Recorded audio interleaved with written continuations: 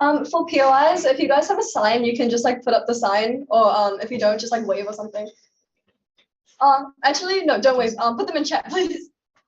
Thank you. All right, starting my speech in 3, 2, 1. Let's just take a look at what this debate looks like around the world right now.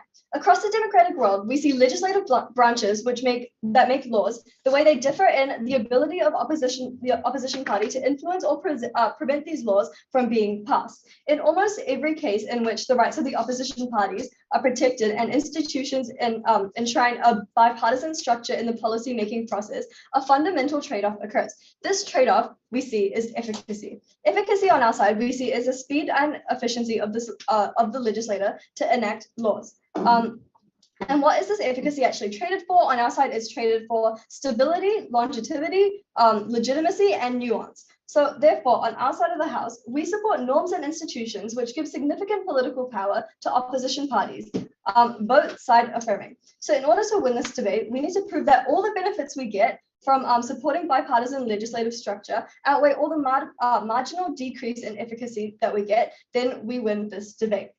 Firstly, I'll be talking to you about how this model is implemented in weak states, and then secondly, I'll be talking about how this model plays out in strong states, and my second speaker group will be bringing you a split point on transparency and accountability in these states. So on to my first point. So what does this model actually look like in weak democratic states, right? So what are weak states? They're weak institutions that have not yet achieved like democratic consolidation, right? So in real life right now, this looks like countries with like corrupt elections without robust protections for civil rights and liberties. And thirdly, like the ones that eradicate enforcement of laws to benefit like people in power. So for example, this plays out like Russia, or for example, like countries like Iran, just states with like overall weak democratic institutions. So in a world where like these opposition parties are not protected, like currently in the status quo, what we see right now, we see three things. Firstly, leaders are really very quickly able to pass tyrannical legislations and consolidate their power, right? Because no opposition party is able to stand there and stop the majority from passing these legislations. So this actually means that the parties that are in power are able to just stand up and do what they want, right? What does this look like? These things are things such as erratic protections for minorities. They can eradicate these protections for minorities. They can like silence civil society groups in any political dissent, and they can just silence basically anyone who wants to speak out against them. So then let's look at like the motivation, right? Why would these governments want to do this, right? So we know that these governments obviously want to consolidate power in these weak democratic states. They want to consolidate their authority so that they can stay in power, so that they can like continue to run this country. So then what does this actually look like at the end of this mechanism? We see that like the democracy falls apart really, really quickly, which just overall provides a way for like dictators to come about, which we've seen in like Russia right now, especially. And so that brings me to the second mechanism, right? For example, like in Russia, before Putin came into power in like 1991, basically Russia used to be a really good democracy. After the Soviet Union fell apart. So when Putin's party united Russia and they took control after winning this election, they basically instantly started reducing Russia's protections for their overall democracy, right? So then what did they actually do? Firstly, they canceled all, they just like canceled all of the elections for like governors, and basically instead appointed secondly, he appointed all of these governors himself. Thirdly, he removed like long-term, they removed the limits, the term limits around like power, so he can just stay in power for however long he wants because there's no longer any limits on that kind of stuff, which is why he's basically been in power for like 20 years now. And fourthly, he also silenced like all the media and journalists' voices, which are able to like speak out against him, right? So all of this happened because Russia lacked like a bipartisan, lacked the bipartisan norms and institutions. So therefore the party in power could just do whatever they wanted to stay in power. And we know that similar things have also occurred in like China and Nigeria in the past as well. And overall, they're just able to like cancel the entire democracy that exists in their weak state, right? So then in a world with like robust protections for opposition parties, which is what we stand for, firstly, we see that the majority can't actually end up doing what they want because they need support from like 2 or more parties. They need support from the opposition party to pass like these bills, to pass the bills for them to become laws, which actually forces like compromise in these countries. And secondly, it holds the ruling party accountable because basically we see that countries just can't go and like turn into what Russia has turned into now. So the benefits we see here are 4 things, right? We see the reduced potential for corruption. We see the increased transparency and accountability in the country for the government. We see thirdly, it protects free and like fair elections, and fourthly, it just strengthens the democratic institutions, which is what we want in our world. Before I move on to my next point about how this plays out in strong states, I'll take a POI if you have one. At the point where these are weak democracies, how do you not suppose that opposition parties are going to be corrupted by these main democratic parties anyway? Okay, so we see that opposition parties, right? They're not going to be corrupt by these by these other parties because basically they also like still need support from the people, and they also like still need to run the country, so they're not going to become corrupt.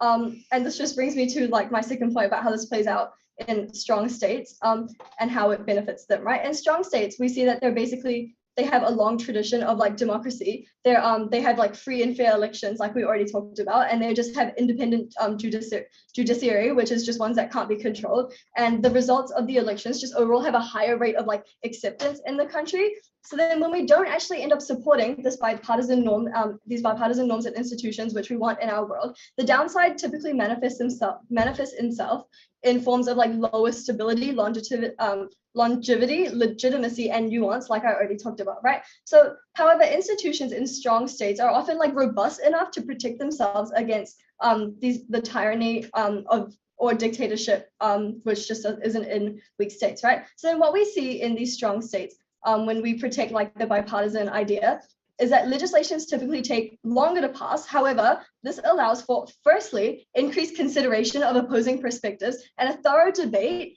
in which like perspectives are considered, more views are considered, because there's a lot of collaboration. Parties actually have to like collaborate with each other and come together to propose like these legislations and pass these bills into laws. And overall, all the laws that we get are just good laws that stand for a longer amount of time, that stand a lot stronger. And the second thing we get is that it prevents against political whiplash, right? And it prevents makes like a stable political policy agenda, right? So we have states right now that often like go back and forth because in democracies, like the parties are constantly changing every time like the election happens. So basically there's political whiplash because these bills and these legislations are just continuously going back and forth, changing back and forth.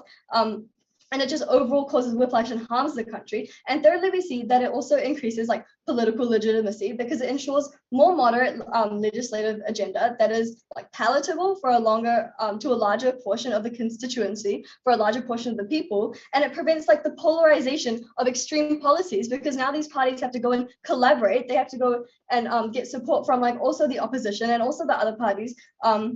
So they can't just implement these extreme policies and do whatever they want. So at the end of these 2 points, the negating house just doesn't get this in the status quo. And we benefit both weak states and strong states because we think it's okay to sacrifice efficacy if it means legislations that are passed are like legit and overall protects the democratic states a lot more, and it reduces corruption, which is what we get on our side, which is what negating doesn't get when they ignore this motion. So proud to affirm.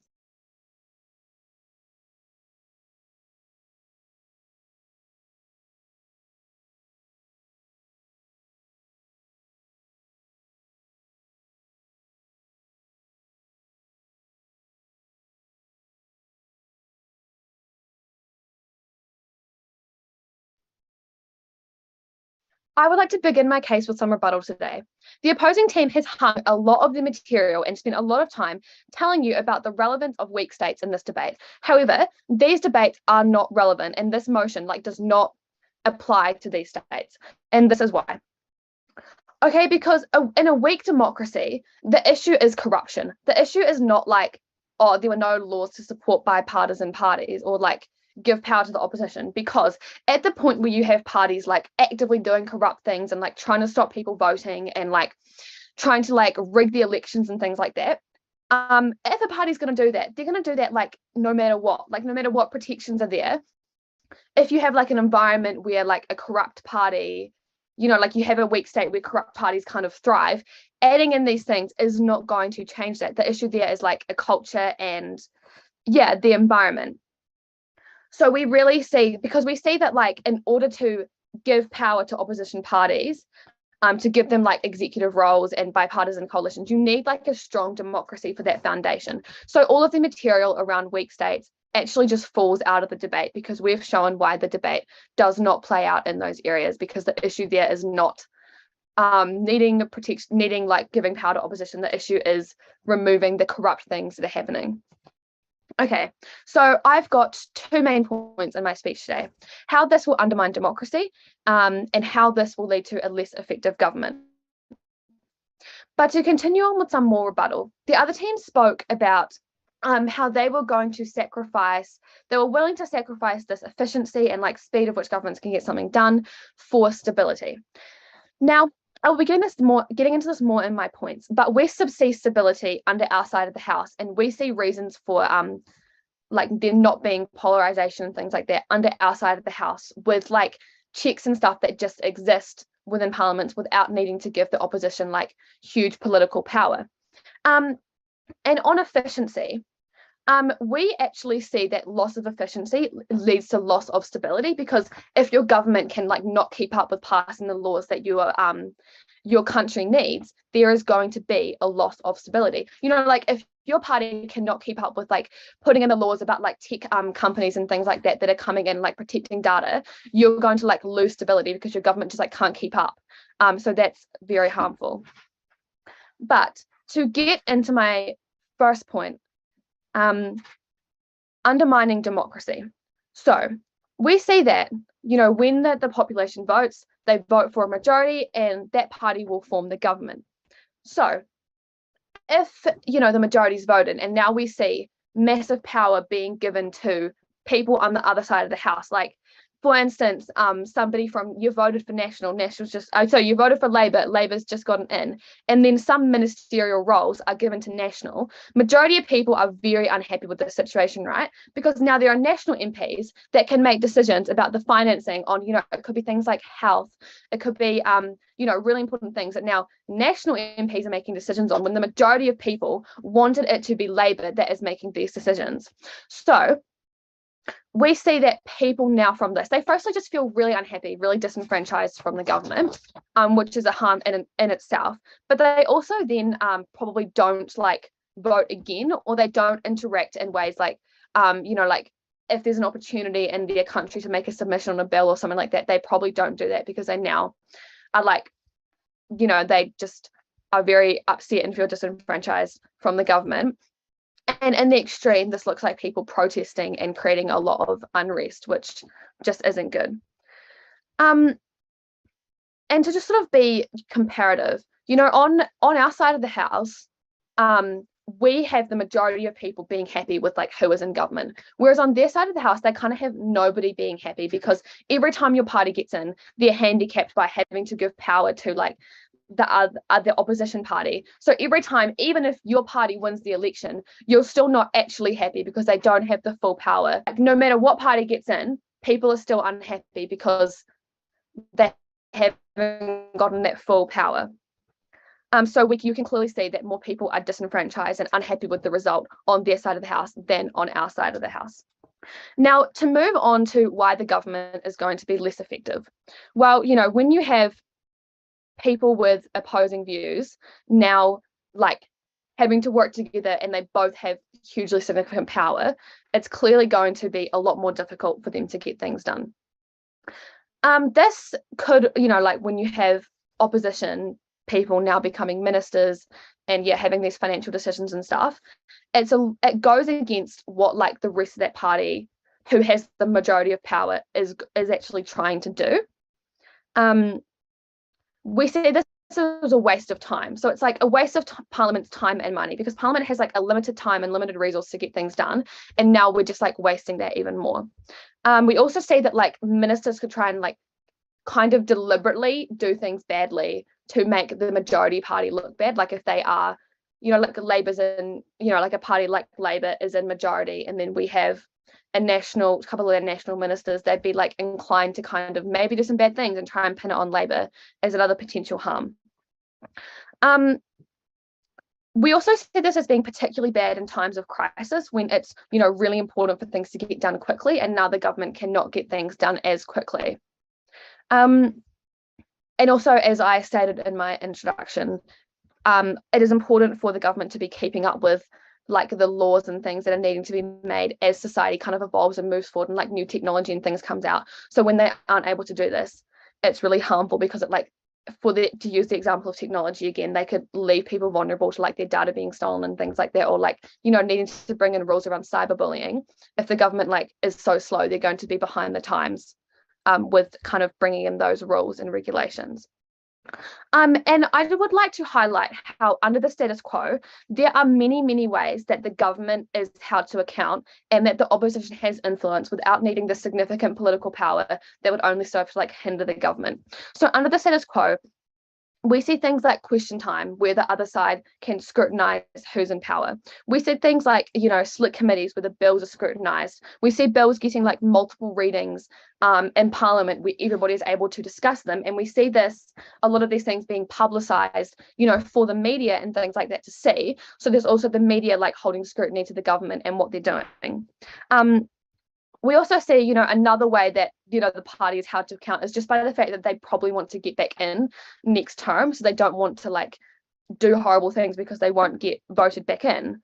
And so we have the ability for, the governments to change if they aren't good. And so these are all ways that we see the government being held to account and the opposition being able to have influence under our side of the house.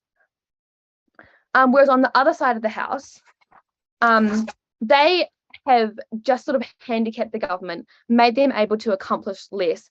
They're having to split their time between trying to do what they're doing and scrutinize the other party, because there's no one opposition. They're both kind of in opposition to each other. So we think the focus of Parliament is undermined, and it fundamentally undermines the efficiency of democracy and the ability of democracy to function in the way it's meant to, proud to stand.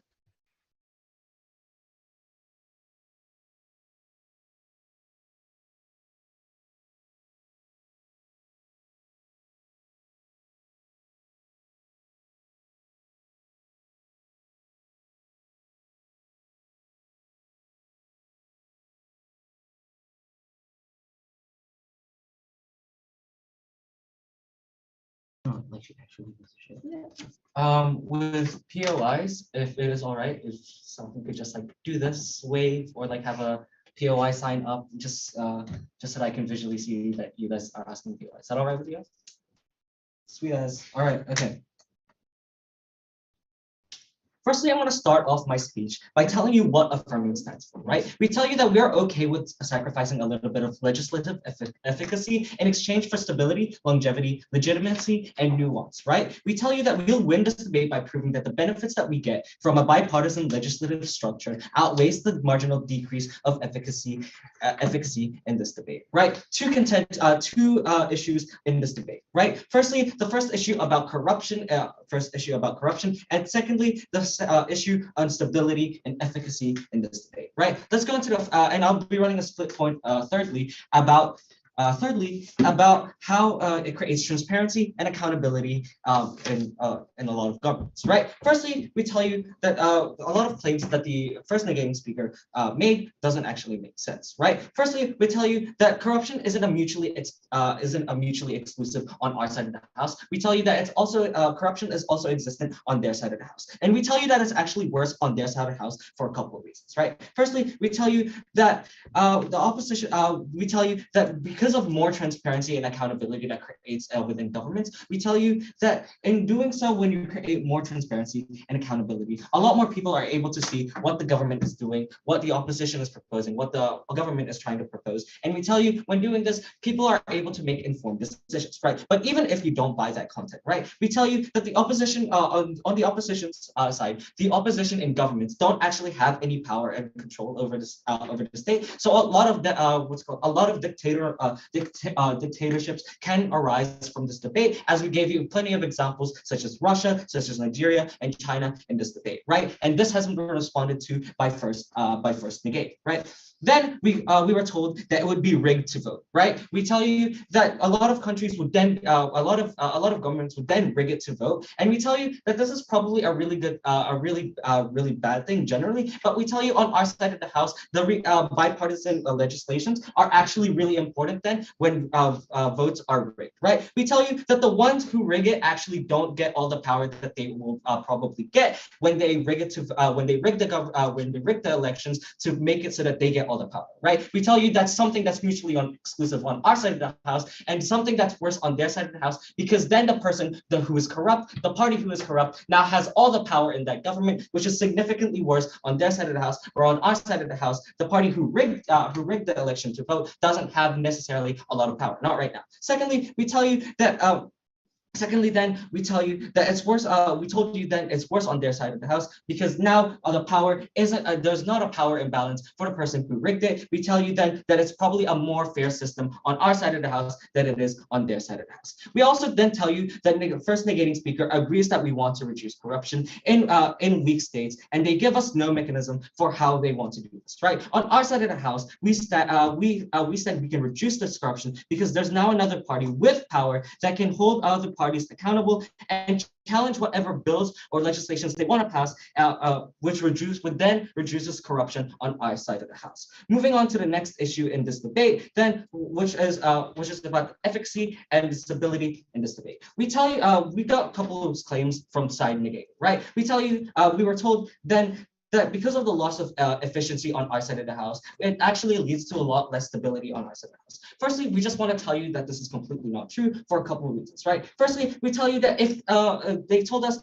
that a lot of important issues aren't going to be passed because of the fact that now both parties have to agree, right? But we tell you that if it's such a really important issue, that both parties would likely be in a bipartisan agreement in the first place because of the fact that it's such an important issue, right? We tell you that Labour and National would probably be able to agree. We're able to agree really quickly to enforce gun laws in New Zealand after the Christchurch shooting because it was such an important issue that needed to be discussed and needed to be controlled, right? We tell you that bipartisan agreements are very likely on our side of the house, and that if it's really so important, that bipartisan agreements will actually exist then. But we tell you then if you don't agree, if you don't buy that arguments, we tell you that it's actually worse on their side of the house because more people are unhappy because of the lack of stability, right? We tell you that more people, because on our side of the house, more people are happy because on our side, because when the opposition are ruling, the opposition and the government are both ruling to agree on the exact same thing, their supporters are likely to agree with the people they voted in power, right? We tell you that national supporters would probably agree with the national choice to agree with this legislation, and we tell you that Labour supporters would probably agree with the Labour government for any decisions that they made, right? We tell you that it's actually because both parties are bipartisan, both the opposition and the government are in agreement, the supporters and the people who elected them are probably more likely to be happy on our side of the house, right? I tell you for those following reasons that a lot of first negating content and case doesn't actually stand in this debate, right? So right now I'll take a POI from Southland if they have.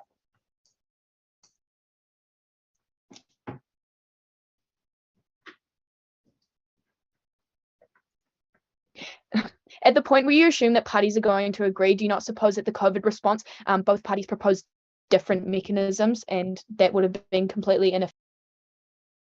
We tell you then with the COVID responses that both parties were able to agree is exactly that COVID was such a big issue, right? We tell you that when you're able to agree on such a big issue, that when your discussion is able to be created, we tell you that it's really the loss of efficacy is probably really marginal, right? I feel like both National and Labour will be able to agree that, hey, we probably need to make sure that the sick people stay away from the healthy people. That way we don't spread the infections, right? So we tell you that that POI isn't necessarily important in this debate. right? So then let's move on to my split point about how it creates transparency and accountability in this debate, right? We tell you that no one in government, in weaker states, no one in the government could open an investigation on who is in power, right? We tell you that in countries such as the Philippines, no one was able to create an investigation on Duterte because of the fact that, if you try to open an investigation, you would have just disappeared, right? This is exactly for the reason that the majority party would probably prevent people from opening an investigation in order to stay in power, right? Contributing to the corruption point, right? But when we tell you that the opposition power has some sort of power over the government, we are able to create investigations to be able to investigate what governments look like, right? We're able to become more governments are able to become more transparent and to be held more accountable on our side of the house because of the fact that now the majority party, the party in government, doesn't have all of the power, and thus when they don't have all of the power, they're able to investigate and see if the government is actually corrupt or not, or if they're doing something good for the country or not, right? And so a couple more lines that I want to expand on in this debate, right? We tell you that on our side of the house, we actually provide more consistent and stable political agendas for a couple of reasons, right? And when we tell you this, right? The reason why we're okay with sacrificing a lot of efficacy in this debate is that why is it then good that when you have class laws being passed when they could easily just be overturned as soon as another party is elected, right? We tell you that it's very inconsistent and very difficult for citizens to manage when one term you are able to have abortions, or the second term you're not able to have abortions, right? It's very difficult for citizens to manage, and that is why you should side with side affirming.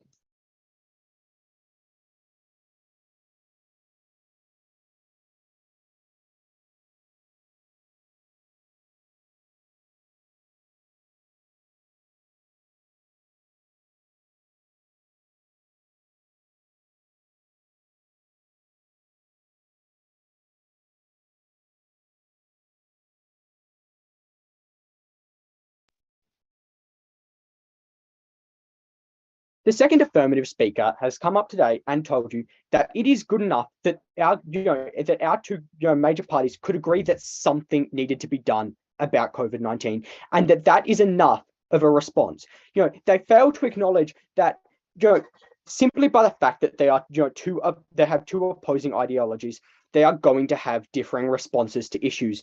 And so, while they might agree that something needs to be done about, rampant, issues and like a rapidly changing world, we think it is completely unreasonable to expect them to agree on, the method or how this is going to work. And so, we think realistically, we're often going to see these governments are disagreeing on what should be done about pressing and urgent issues. And as such, while they talk about, a small, decrease in efficiency, whereas our first speakers, told us how we're going to see, very large, like issues with slowness within the democracy, and also like massive issues with, with all this efficiency. And then, like, this becomes a massive issue when we're talking about really, really urgent issues where, under the model that the affirming team is suggesting, they're unable to act fast enough and unable to agree on a suitable response. Moving on to what they talked about corruption, where they were talking. So, and I feel like I'll reply to that corruption during my when I talk more about weak democracies, as well as their points about accountability. So why did we tell you weak democracies were not particularly relevant in this debate? And realistically, I'm happy to say that, PY. Okay, so you talk about how a bipartisan structure would mean that governments respond in a more slow fashion in times of crisis. But aren't times of crisis where mistakes are most likely to be made because of rush legislation? Isn't that when we need more nuanced consideration to make sure that we're not making massive mistakes? If we put this case that the affirmative team brings to us into action, if we imagine the COVID-19 crisis that we have been facing, would we rather that the government did nothing for months on end while they waited to reach an agreement to do absolutely nothing because neither party could agree on what to do? Do we prefer that, or doing very little. Like maybe they'll say wear a mask if you feel like it. Like we see the government doing very, very little because neither party can agree on what to do, and as such, we see a completely inadequate response where, in the case of COVID, we see, massive swaths of people dying, the health system being entirely overrun by, massive numbers of cases. Or if we imagine, to take a different example, like an issue with like a tech breach or something within the government, we see massive data loss because the government can't work out how to respond to it because they're too bogged down trying to please absolutely everybody. All right. So moving on to weak democracies. So we tell you weak democracies, aren't really relevant in this debate because we think all the issues you face with weak democracies, like, corruption and like, seeing very little representation of opposing views, we think those kind of are things that happen under either side of the house. And this is, for a couple of reasons. If we imagine something like a leader coming into power in a weak democracy and just like screwing everyone over, they remove all the legislation that protects voters. If we imagine this like within and there are a couple like key mechanisms that we see dictators and stuff using to take over democracies, and primarily we think important among this is things like stripping away democratic like institutions, which in a weak democracy are not particularly strong and so are likely easy to take apart, or through much more violent means such as killing opposition leaders. And what this means is that even if we're seeing, at first we see, the opposition being included in this democracy, very quickly through these corrupt leaders, we believe that you're seeing things like democratic leaders being killed off, and through this, they're able to make changes and able to remove democratic institutions, or just removing democratic institutions through force, like things like coups. Or also, like if we're looking at a weak democracy, it could be something like declaring a time of crisis. If we imagine COVID, a weak democracy, and then an emergency like COVID hits, and they declare a state of crisis where they need to act quickly, this could provide avenues for them to like remove democratic institutions that are really key to keeping these democracies alive. And we don't see how having an opposition party be considered really helps this when they're just killed off. And then they also talked about how accountability to these people, and how it makes it easier for like having opposition parties have positions of power makes it easier for them to create investigations. But even if you don't buy the material I brought you just before, there's also an issue here where realistically the opposition party in no world should ever be running an investigation into like the majority party. Like people running investigations into government should be entirely like independent, and it should be independent people or like independent democratic institutions, not the opposition party, because they clearly have a vested interest in what they think of the majority party. I now want to talk about disenfranchisement under either side of the house, because I think this is a major point in this debate. It's like largely unspoken about. So I'm happy to set the Why is the negating team then okay with weak democracies becoming dictatorships when they don't have a strong opposition to be able to prevent the majority government from becoming a dictatorship? Because we are not okay with we denounce dictatorship, but we don't see how this changes under AF's case. Like, how do they strengthen democracies, like strengthen these democracies? They still have all of these fatal flaws that I've given you, like having weak democratic institutions that are easier to take apart, or just having like corruption through like that judicial system, so people are able to get away with committing crimes they wouldn't otherwise be able to, or also just like the government being entirely taken over by force through things like military control and coups. All right, sorry, back to disenfranchisement. So under outside of the house, what do we see? So an opposition voter whose party hasn't gotten into power, realistically they're probably like a bit miffed about it, like they're not very happy, but they're able to recognize that they're a minority, because this is happening in like strong democracies where there's faith in democratic institutions. So they're able to recognize that they're a minority. Like, sure, they might not be happy about it, but like they're able to recognize that. Whereas majority voters on our side of the house don't feel disenfranchised at all, realistically, because they're able to vote in that party, and that party is able to do what they elected them for. Let's imagine this under the other side of the house. Opposition voters are realistically happier than they were under our side of the house, but they probably still aren't happy because realistically the government is handicapped and are unable to do as much. Like, you know, like to continue using New Zealand as an example, like national can't, like, if we imagine a bipartisan coalition, that does not provide like supreme power to the opposition party. So really, they're still not able to do much.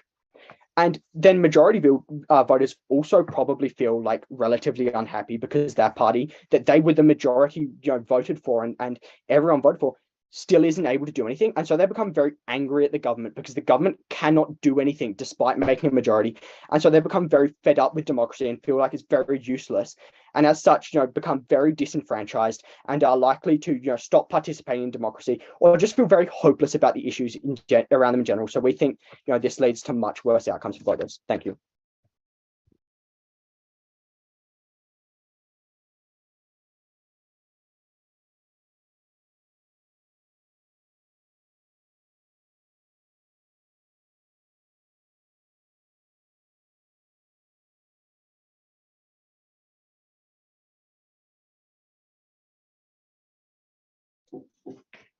Cool. Can you guys all hear me?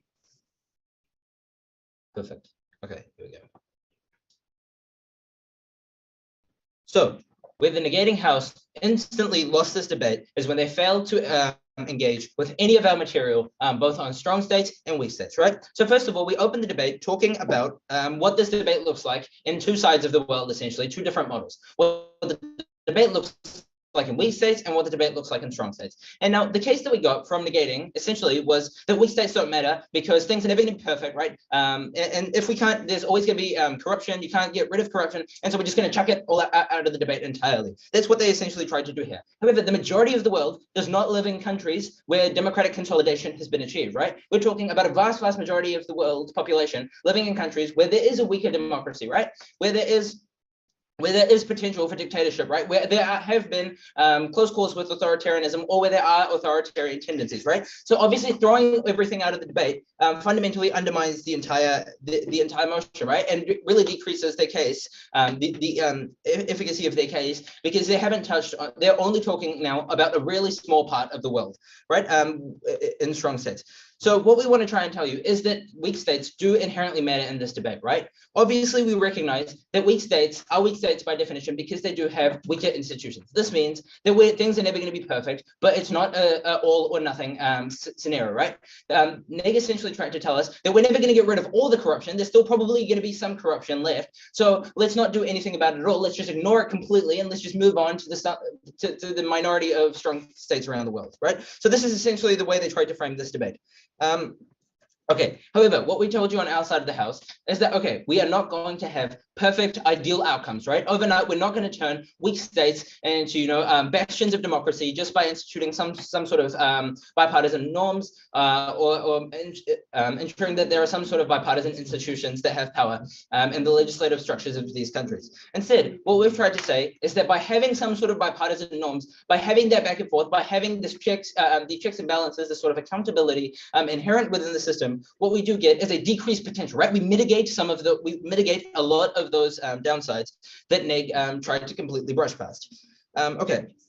And so those negative effects tend to come in the form of, increased potential for tyranny, increased potential for dictatorships, that sort of thing, right? So, for example, in countries like Russia or even Turkey, until a couple of years ago was held up as a model for democracy, and now is descending into sort of a weak state where the majority party is trying to consolidate power. And there's typically a country which does not have very strong bipartisan norms, which does not have very strong bipartisan institutions, right? We mentioned examples like Russia, in which Putin came in, and because there was no limits on what the majority party could do, instantly cancelled gubernatorial elections, cancelled and started appointing all the governors himself, cancelled term limits or tried to circumvent them in certain ways, and so essentially meant that he could stay in power virtually indefinitely. So all of these things that happen in these sorts of states basically show that without a bipartisan structure, without any way to do this, this is essentially inevitable in countries with weak institutions. They have no way of preventing this sort of thing from happening, right? And so that is our case in weak states, essentially.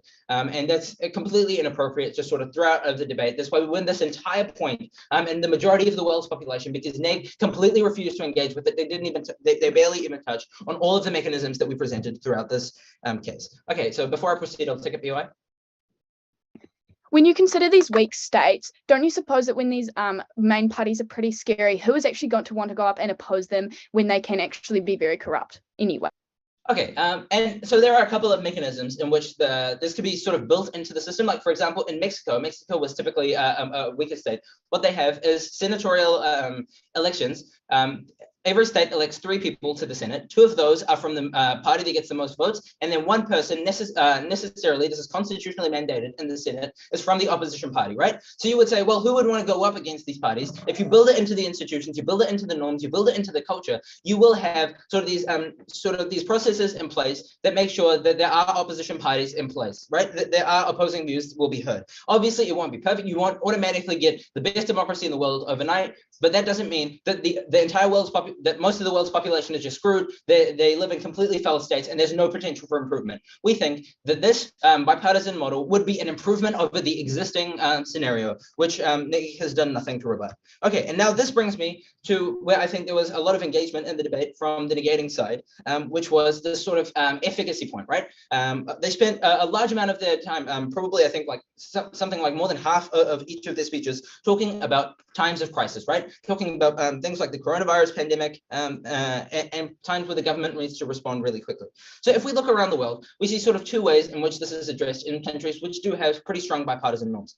First of all, you have sort of a separation of institutions. So there are bureaucratic agencies or potentially an executive branch, which does have some sort of power, and so they can respond. For example, if the country is attacked, most countries do have a commander-in-chief of the military who can instantly approve military action. So there are those sorts of systems in place to ensure that when there is dire immediate crisis, you don't need to wait for all of the legislature to get together and to pass laws, right? So we do have provisions for those in most places in the world. And the second thing we want to talk about here is that if you are in a situation, a time of crisis, this is where mistakes are most likely to be made, right? Because we're rushed. If we want to get legislation passed within a day, we want to get it passed in one session. We're obviously going to overlook things. We're going to not have any nuanced debate. We're going to let things slide. And we saw this in New Zealand, right? For the first several weeks that the lockdown was in place, it was actually illegal, right? The government didn't have the power to do that. So the government was infringing on the civil liberties and the rights of the people, and fundamentally overreach in their power. They engaged in a power that they didn't even have because it was so rushed, because there was no opposition. They could step in and say, hey, wait, is this even legal what you're doing, right? So they did try and give us some mechanisms here for how they would try and ensure the stability, consistency, the nuanced considerations, the transparency, accountability. They sort of gave us 2 examples here. They would have multiple readings of a bill in question time. Now, it's important to note that both of these mechanisms that they've tried to provide us are actually, I mean, they might look good from from the optics of it. However, they don't actually give the opposition party any power, right? You can ask all the questions you want. If you don't have any sort of formal power, it doesn't matter, right? The opposition can pretty much ignore your questions or say whatever they want and pass the legislation that they were going to pass in the first place anyway. So this doesn't actually give the opposition party any power, right? So the benefits that we do get on our side of the house would massively outweigh any of these small decreases in efficiency, stability, and consistency. Now, in strong states, you typically have the government going back and forth. So now you can have the Labour government come in, and if there's nobody to stop them from passing whatever they want, they can essentially pass the entire policy agenda. Then Labour can come in 3 or 6 years later and say, oh, well, we're going to repeal all of that, and here's our policy agenda. And so you get whiplash. You have no stability and no consistency in the policy agenda, right?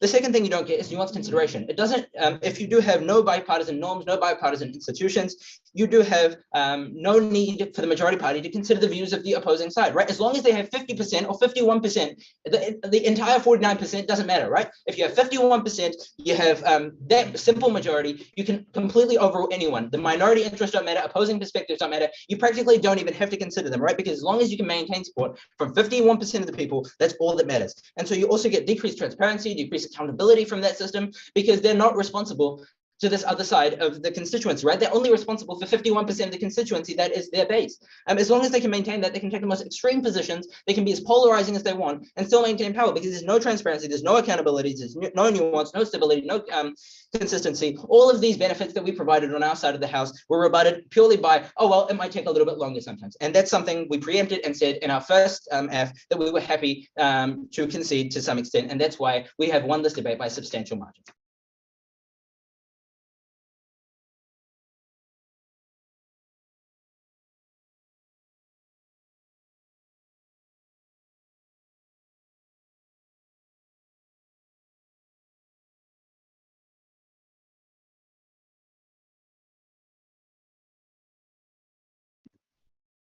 I would just like my points of information in the chat, please, or feel free to wave, but we prefer in the chat.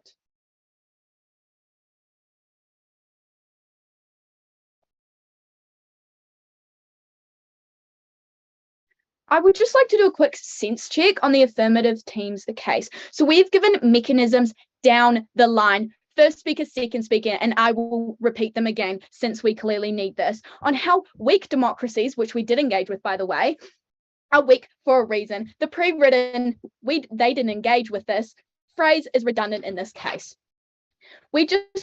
At this point, we just have to prove that under affirmatives model, democracy is worsened. So what are our burdens that we had to prove in today's speech? We had to prove that, we actually see more representative democracy and we see more efficient democracy overall, just better in general than the proposed model.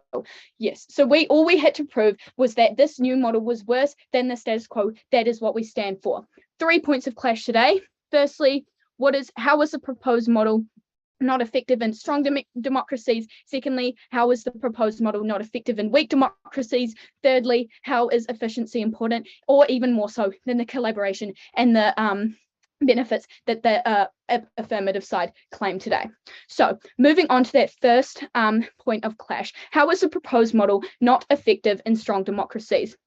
So they talked about how, having an opposition and having them be like in these discussions encourages compromise and discussion. So first of all, at the point that we don't believe this is true, I will give the reason we believe this is when we look at the purpose of the opposition. Simply, they are there to oppose the government and power. Like what this looks like now, especially in New Zealand, is it looks like, these discussions happen in just the general party and just in general parliament where, these parties, they go against and they oppose what the main power has proposed thing, right? I think we can establish this. So 2 ways the opposition could make the main party look bad when they infiltrate this. So firstly, they may agree with what the main party is proposing, but they want to slow it down so that the main party looks bad. For example, Labour might propose a law and National go we don't agree with this, just slow down the process just because it makes Labour look bad. And then in the second election, National has a step up and they can say, well, Labour took too long to do this. Secondly, they can expose decisions to the public to showcase, to make Labour look bad. So at the point where, this is not in Labour's best interest, National can expose these things and it can be really harmful to decision making and just to the general public as well.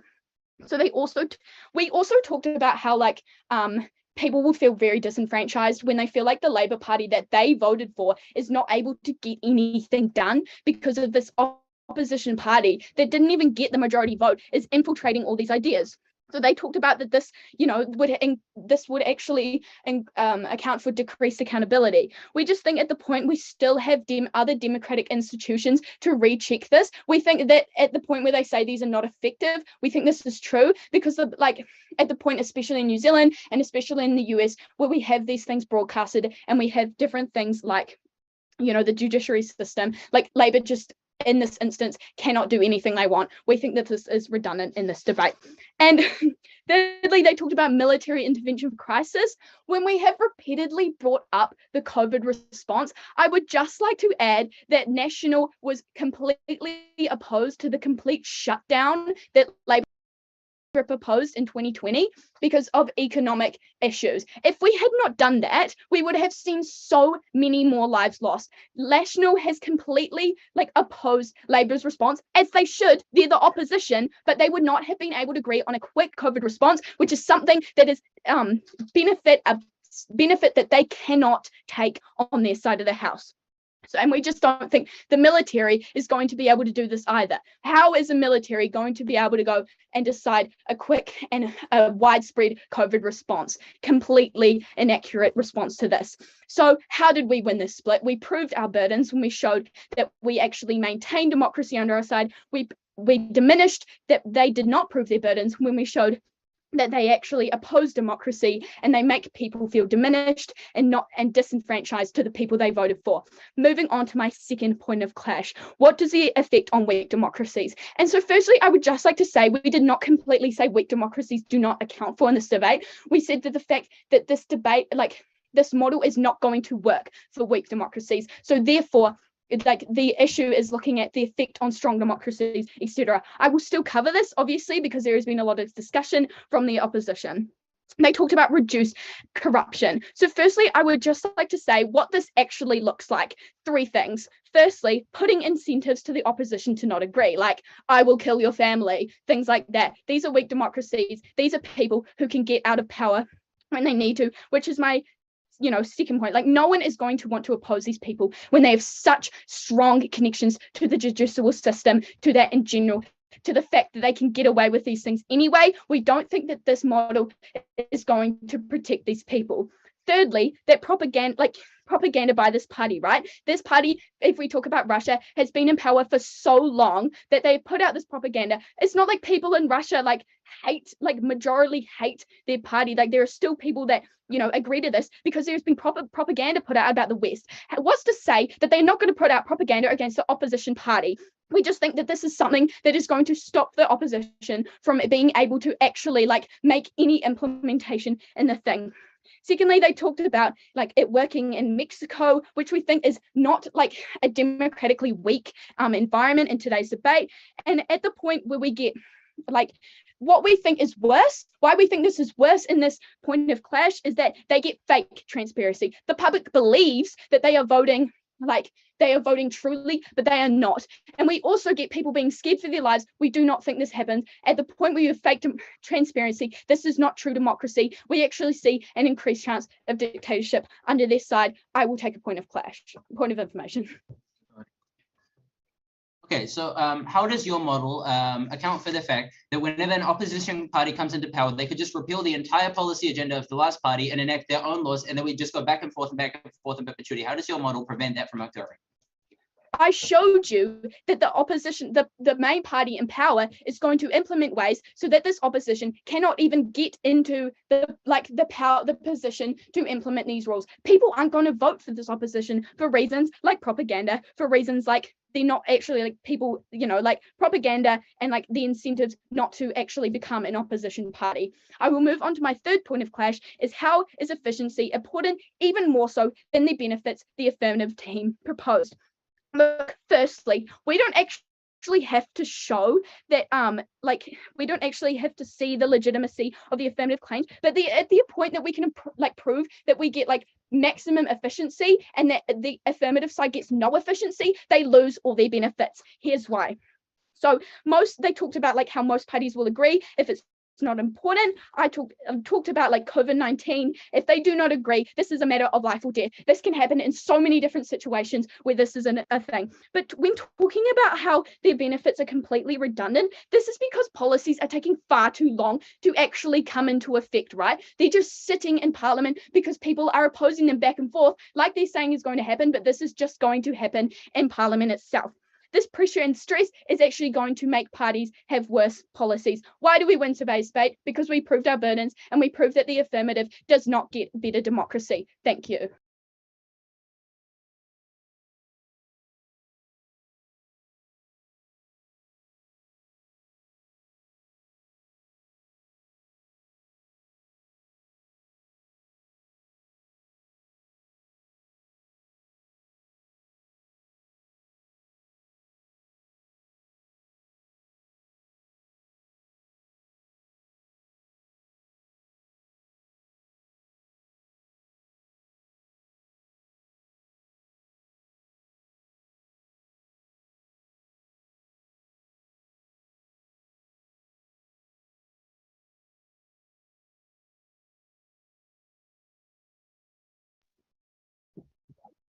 We have brought you down the line the harms of inefficiency and the harms of the disenfranchisement that this model will bring in, and we win on those points.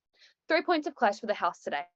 Firstly, one about the relevance of the weaker states, then about the stability compared to efficiency, and finally about disenfranchisement.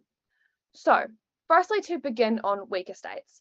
So we have brought you down the line reasons why these weaker states are not relevant and are not as relevant in this debate as the ones who have a strong democracy, because we told you that even at the point where you introduce these laws into these places with weaker states, they lack like the other institutions and the other stability that allows these laws to like be protected and be upheld. So there is really no point. Like at the point where you know, your life is potentially at risk and your family's life is at risk because you support like the opposition party, there's really no reason to like have laws that protect the opposition because nobody is going to be in the opposition anyway. We provided multiple mechanisms for this. Weaker democracies do not have relevance in this debate. So moving on to efficiency versus the stability. So firstly, on just some reasons why efficiency is good, because the other team is willing to completely sacrifice it, and we do not think that is right.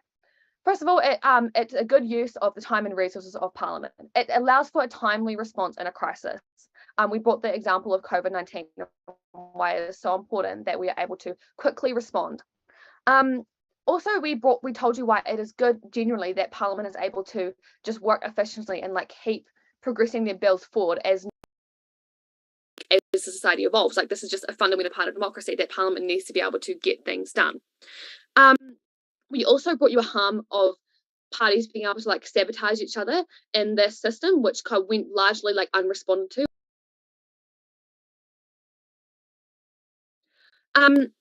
Also, I want to remind you of the ways that we have stability under our side of the house. So we tell you that fundamentally in parliaments with strong democracies, the other party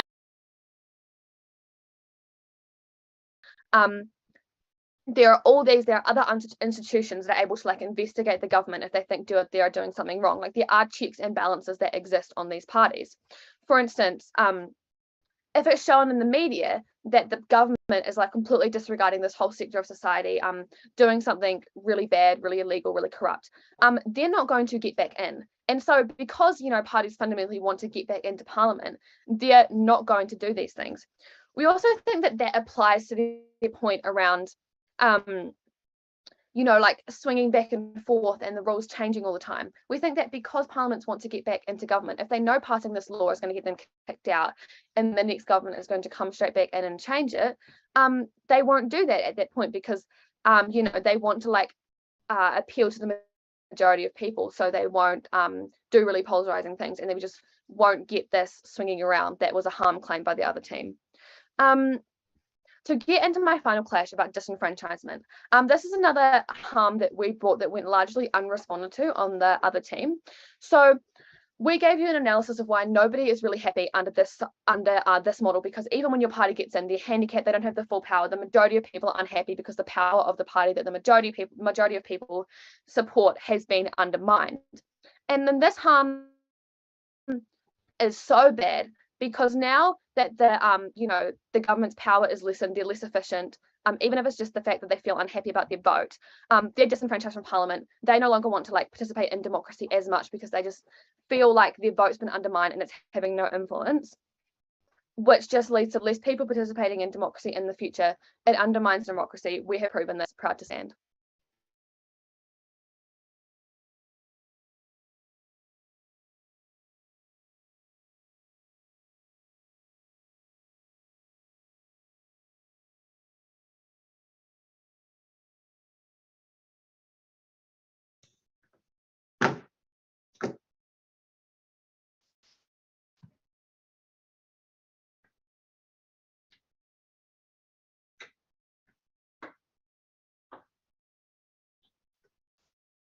We tell you that the negating team absolutely concedes their path to victory when they say that as long as they can prove that democracy is worsened, they win. But we tell you that democracy is worsened incredibly on their side of the house when a democracy becomes a dictatorship in weak democracies, right? We tell you that our world isn't perfect, but our world is better than negating team, which has no change to key issues in our world, right? It is not an all or nothing method. We tell you that even if we can prove that there's a marginal benefit for weaker states and a marginal benefit for stronger states, we tell you that we can win this debate. Two issues that I want to discuss in this debate. Firstly, on the issue of corruption and weak democracies. Secondly, then on the issue of stability and efficacy and strong democracies, right? Let's go into the first one. We tell you that majority governments just cannot cannot get rid of the institutions because opposition now has to agree in order to this to be removed. And this is something that's explicitly stated at first affirmative, something that's completely glossed over in a lot of the speeches that was presented at Negate. Right? We tell you that when a lot of weak democracies then now become dictatorships because of the fact that the majority government has the ability to get rid of a lot of institutions, protections and systems in governments. We gave you an example of Russia and how that worked. We tell you that a lot of weak democracies are susceptible to becoming democracies, which is inherently harmful to democracy as a whole, right? So they lose their path to victory within weaker states in that specific section, right? Then let's move on to the second issue of stability and efficacy in strong democracies, right? We have a lot of responses to this for a couple. Right. Firstly, we tell you that majority parties changing every term has continued to and laws for continue to being removed and added has a really negative impact, right? They haven't addressed anything about the whiplash on their side. They gave us a couple harms on our side, but tell us then no way why their side is better, right? Our side is better because we reduce the amount of corruption within strong democracies as well as weak democracies and make democracies more legitimate, as explained throughout our entire case, right? We then tell you that opposing parties are not infiltrated. This is something that is addressed at third affirming because of both opposition and the government have to agree on the same thing. So therefore, the opposition supporters and the government supporters have to come to an agreement so more citizens are actually happen in this sense, right? We then tell you that weak democratic states only weak due to the lack of power for oppositions to challenge them. We cannot stress enough that this negating side has no way for opposition governments to be able to challenge the really strong majority governments who have managed to rig their way to election and keep their power as a whole and become a democracy, right? Then we get to the biggest part of negating's case, which is all about efficacy in times of crisis, right? We tell you that in times of crisis, laws cannot be passed fast, leaving more people at risk, right? This is something that was claimed throughout negating's case, right? But we have a lot of responses to this for following reasons, right? First of all, we tell you that times of crises are rare, and second of all, that even if it's so important, right, there's most likely to be a bipartisan agreement because of the fact that it's such an urgent issue, right? We tell you that even if you don't buy that material, where we need then fast laws, the separation of institutions such as the commander-in-chiefs who can immediately respond, explain, and this is who can immediately respond, and this is something that is explained immediately at third affirmative, right, to help the countries that are in crisis, right? We tell you that the negating house wants everything to be faster and immediately, but we do not care about the quality of their democracy at all, right? They do not reduce corruption or whiplash or increase legitimacy at all, which we do on our side of the house, which is the most important selling factor in this debate, right? They do not, we are okay with sacrificing a lot of efficacy in order to protect the legitimacy and the importance of the states. Proud to make effort.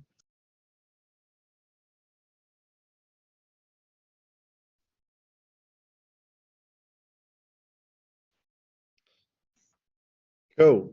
It's a silent round this round. So you'll find out your result after the quiz and everything, but I really enjoyed it. And